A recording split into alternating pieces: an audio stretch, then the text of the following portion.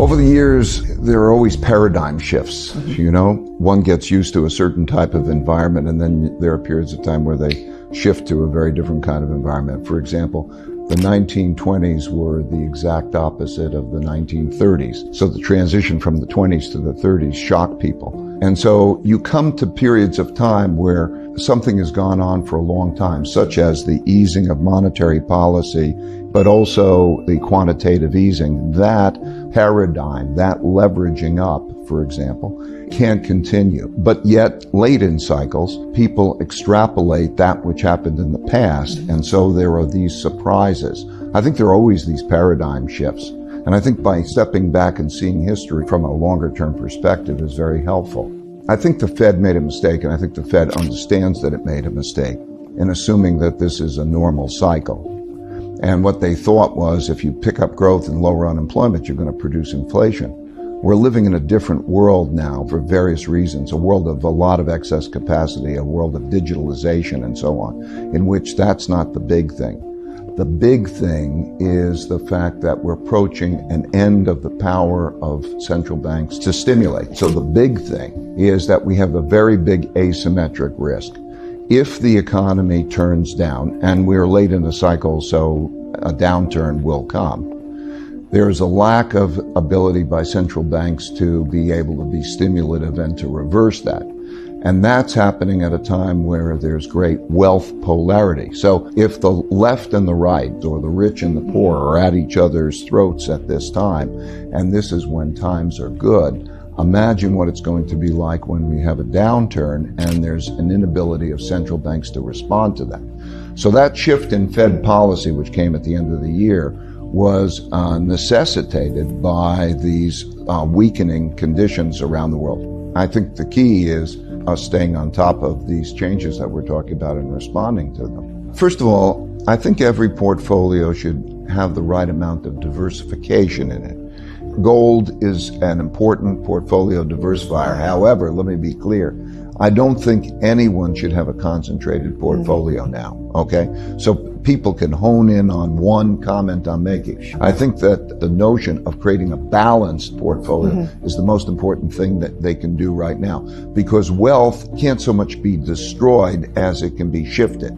And so the world right now largely looks, to me, leverage long. In other words, there's been a lot of borrowing to buy assets, to buy companies. Companies have borrowed money to buy their equities back and so on. That whole move of leverage long is where the market is. I think there's a vulnerability, what I'm saying is, to that kind of a portfolio, and that gold is one of the items that can diversify that. I believe it always should be a certain part of a portfolio because there's a certain environment that it diversifies the portfolio well, and a certain environment to worry about. I also think that that environment is riskier, more likely, recently, now.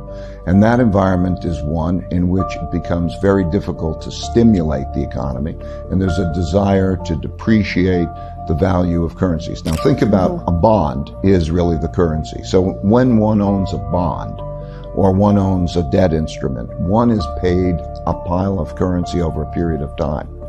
When there are a lot of obligations like that, a lot of debt, or even unfunded obligations like pension obligations or healthcare obligations that the world has, a lot of obligations, and there's not an effective monetary policy to lower interest rates and stimulate, as we're talking about, there needs to be the printing of money, the running larger deficits. We're going to come into an environment, I think, in which there are going to be larger deficits that are increasingly monetized.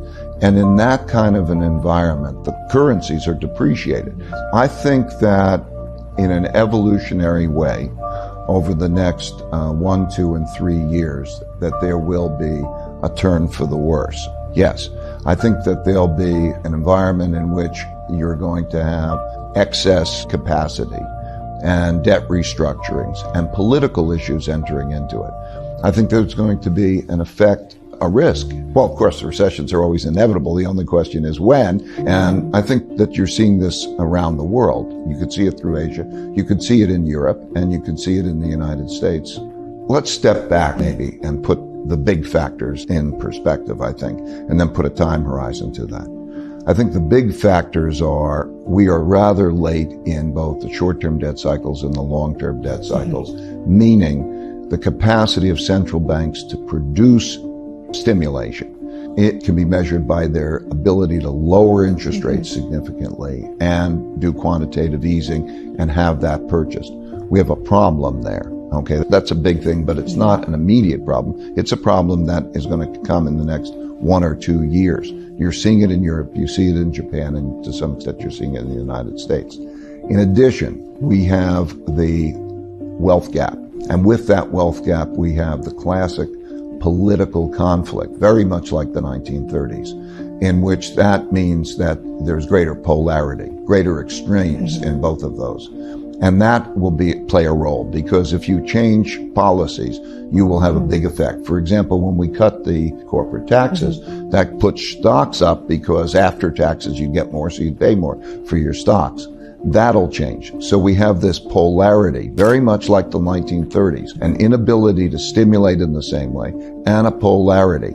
In addition, we have China as an emerging country, challenging the United States as an established country. And that creates a theme. That creates a protectionist type of environment, very much like the 1930s. And it also has implications in terms of all sorts of conflict and, frankly, sand in the gears of the efficiency of the economy. For example, the supply lines. In other words, we built an economy in which there was interdependency and efficiency coming from supply lines working in a certain way. Now, as we enter this environment of conflict, there needs to be, for personal security, for the security of the countries, there is a move toward independence. The United States says, I don't want your technologies. And China says, I can't depend on you giving me your technologies. And that changes, that separation changes the nature of the dynamic, which is also an economic influence. Those influences are very similar, as I say, to the late 1930s. They will be dominant. They are evolutionary influences, but they'll play out over the next 1, 2, 3 years, I think, in creating a paradigm shift. The world we're going to be in is a very different world than the world we were in. The world we were in started in 2008 and had to do with central banks printing money and stimulating, and that is reaching its limit. And that's why I think we're going to see a paradigm shift. So what do you mean by a depression? Okay. Something like happened in the 1930s. So just to repeat, 1929 to 1932, there was a fall in the economy and a very double-digit unemployment rates and a magnitude of fall in the economy like about 10%. Do I think we're in that? Yes. How was that dealt with? 1933. What they did is they printed a lot of money.